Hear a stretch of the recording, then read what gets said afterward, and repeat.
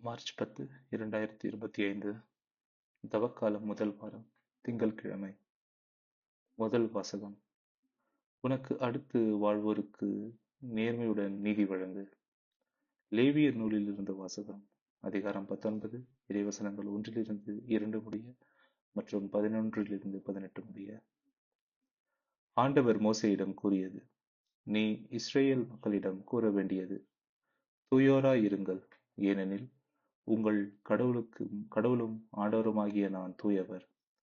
களவு செய்யாமலும் பொய் சொல்லாமலும் ஒருவரை ஒருவர் வஞ்சியாமலும் என் பெயரால் பொய்யானையிட்டு உங்கள் கடவுளின் பெயருக்கு இழுக்கு ஏற்படுத்தாமலும் இருங்கள். நான் ஆண்டவர். அடுத்திருப்பவரை ஒடுக்கவோ அவருக்குரியதை கொள்ளையிடவோ வேண்டாம். வேலையாளின் கூலி விடியும் வரை உன்னிடம் இருத்தல் ஆகாது. காது கேளாதாரை சபிக்காதே. பார்வையற்றோரை இடரச் செய்யாதே. உன் கடவுளுக்கு அஞ்சி நட. நான் ஆண்டவர். தீர்ப்பிடுகையில் அநீதி இழைக்காதே. சிறியோர் பெரியோர் என முகம் பாராது. உனக்கு அடுத்து வாழ்வோருக்கு நேர்மையுடன் நீதி வழங்கு. உன் இனத்தாருக்குள் புறங்கூறித் திரியாதே. உனக்கு அடுத்து வாழ்பவரின் குருதி பழிக்கு காரணமாகாதே. நான் ஆண்டவர். உன் சகோதரரை உன் உள்ளத்தில் பகைக்காதே. உனக்கு அடுத்தவர் பாவம் செய்யாதபடி அவரை கடிந்துகொள். பழிக்கு பழியென உன் இனத்தார் மேல் காழ்ப்பு கொள்ளாதே.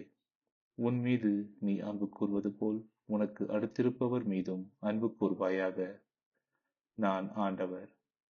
இது ஆண்டவரின் அருள்வாக்கு. இறைவா, உமக்கு நன்றி. பதிலுரை பாடல்.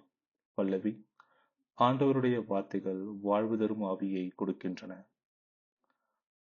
ஆண்டவரின் திருச்சட்டம் நிறைவானது, அது புத்துயிர் அளிக்கின்றது.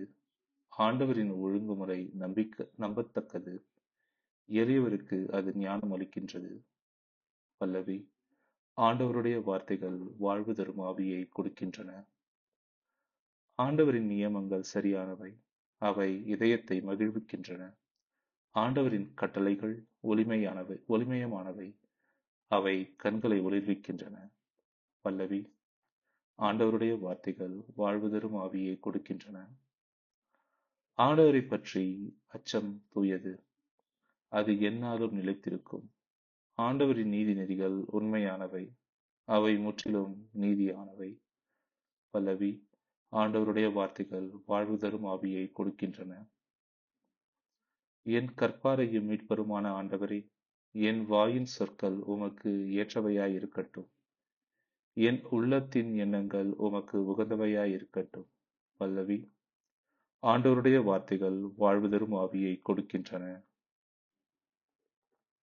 நற்செய்தி வாசகம். மிகச் சிறியோராகிய என் சகோதரர் சகோதரிகளுக்குள் ஒருவருக்கு நீங்கள் செய்ததெல்லாம் எனக்கே செய்தீர்கள். மத்தேயு எழுதிய தூய நற்செய்தியிலிருந்து வாசகம். அதிகாரம் 25, இறைவசனங்கள் 31 46 முடிய. அக்காலத்தில் இயேசு தம் சீடர்களை நோக்கி கூறியது: வானதூதர் அனைவரும் புடைசூழ மானிட மகன் மாட்சியுடன் வரும்பொழுது தம் மாட்சிமிகு அரியணையில் வீற்றிருப்பார். எல்லா மக்களினத்தாரும் அவர் முன்னிலையில் ஒன்று கூடப்படுவார்.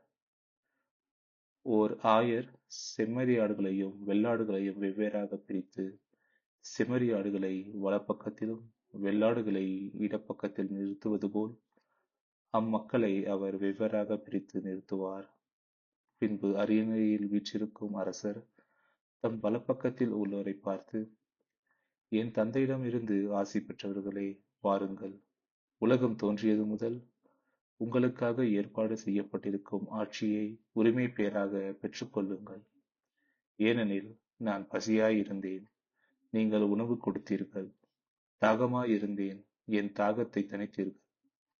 அந்நியனாக இருந்தேன், என்னை ஏற்றுக்கொண்டீர்கள். நான் ஆடையின்றி இருந்தேன், நீங்கள் எனக்கு ஆடை அணிவித்தீர்கள். நோயுற்றிருந்தேன், என்னை கவனித்துக் கொண்டீர்கள். சிறையில் இருந்தேன், என்னை தேடி வந்தீர்கள் என்பார். அதற்கு நேர்மையாளர்கள், ஆண்டவரே, எப்பொழுது உம்மை பசியுள்ளவராக கண்டு உணவளித்தோம், அல்லது தாகமுள்ளவராக கண்டு உமது தாகத்தை தணித்தோம்? எப்பொழுது உம்மை அந்நியராக கண்டு ஏற்றுக்கொண்டோம், அல்லது ஆடை இல்லாதவராகக் கண்டு ஆடை அணிவித்தோம்? எப்பொழுது நோயுற்றவராக அல்லது சிறையில் இருக்கக் கண்டு உம்மை தேடி வந்தோம் என்று கேட்பார்கள். அதற்கு அரசர், மிகச் சிறியோராகிய என் சகோதரர் சகோதரிகளுக்குள் ஒருவருக்கு நீங்கள் செய்ததெல்லாம் எனக்கே செய்தீர்கள் என உறுதியாக உங்களுக்குச் சொல்கிறேன் என பதிலளிப்பார். பின்பு இடப்பக்கத்தில் உள்ளோரை பார்த்து, சபிக்கப்பட்டவர்களே, என்னிடமிருந்து அகன்று போங்கள். அலகைக்கும் அதன் தூதருக்கும் ஏற்பாடு செய்யப்பட்டிருக்கிற என்றும் அணையாத நெருப்புக்குள் செல்லுங்கள். ஏனெனில் நான் பசியாயிருந்தேன், நீங்கள் எனக்கு உணவு கொடுக்கவில்லை. தாகமாயிருந்தேன், என் தாகத்தை தணிக்கவில்லை. நான் அந்நியனாயிருந்தேன், நீங்கள் என்னை ஏற்றுக்கொள்ளவில்லை. ஆடையின்றி இருந்தேன், நீங்கள் என்னை ஆடை அணிவிக்கவில்லை. நோயுற்றிருந்தேன், சிறையில் இருந்தேன், என்னை கவனித்துக் கொள்ளவில்லை என்பார். அதற்கு அவர்கள், ஆண்டவரே, எப்பொழுது நீர் பசியாகவோ தாகமாகவோ அந்நியராகவோ ஆடையின்றியோ நோயுற்றோ சிறையிலோ இருக்கக் கண்டு உமக்கு தொண்டு செய்யாதிருந்தோம் என கேட்பார்கள். அப்பொழுது அவர், மிகச் சிறியோராகிய இவர்களுள் ஒருவருக்கு நீங்கள் எதையெல்லாம் செய்யவில்லையோ அதை எனக்கும் செய்யவில்லை என உறுதியாக உங்களுக்குச் சொல்கிறேன் என பதிலளிப்பார். இவர்கள் முடிவில்லா தண்டனை அடையவும் நேர்மையாளர்கள் நிறைவாழ்வு பெறவும் செல்வார்கள். இது ஆண்டவரின் அருள்வாக்கு. கிறிஸ்துவே உமக்கு புகழ்.